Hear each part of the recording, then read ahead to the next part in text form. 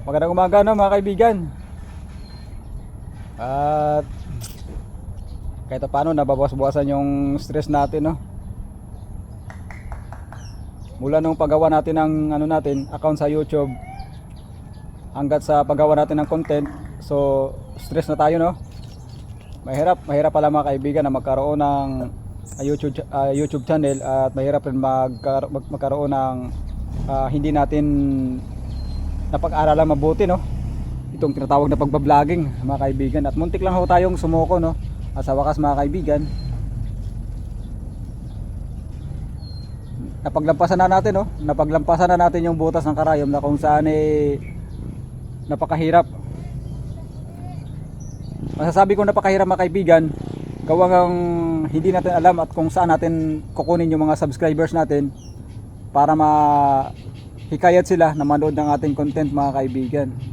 At so yun no, mga kaibigan, nagpapasalamat rin tayo sa kanila, sa inyo no mga kaibigan, dahil tinulungan nyo akong mayangat itong YouTube channel ko no. Bagaman hindi ito kalakihang sahod mga kaibigan o kalakihang subscribers, na hindi tayo gaya ng ibang mga sikat na mga vloggers, so andun pa rin yung pasasalamat ko sa inyo mga kaibigan.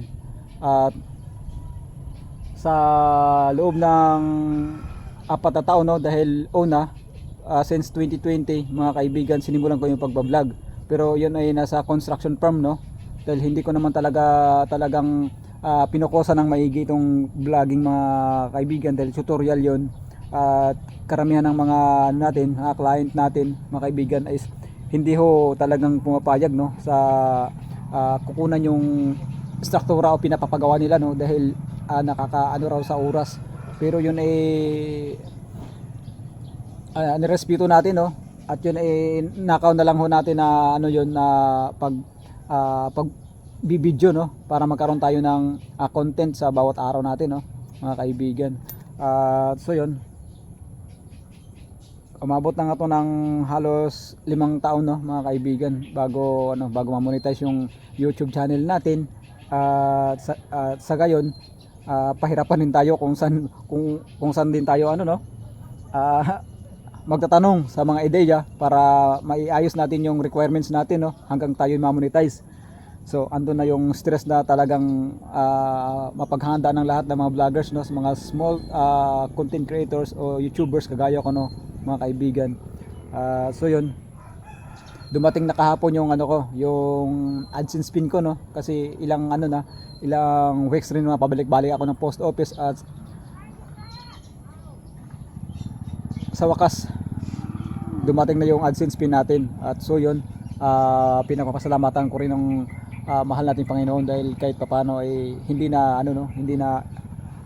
block yung natin, o hindi na erase yung natin, itong YouTube channel natin no mga kaibigan, dahil kulang rin tayo sa connection sa wifi para mangalap ng mga tutorials na kung anong mga nakakarapat na gagawin no sa content natin. So sa mga nagbabalak at sa mga small ngayon content creator na gustong magiging vloggers, so andun si YouTube para tumulong ho no, para makakuha rin tayo ng mga ideya mga kaibigan.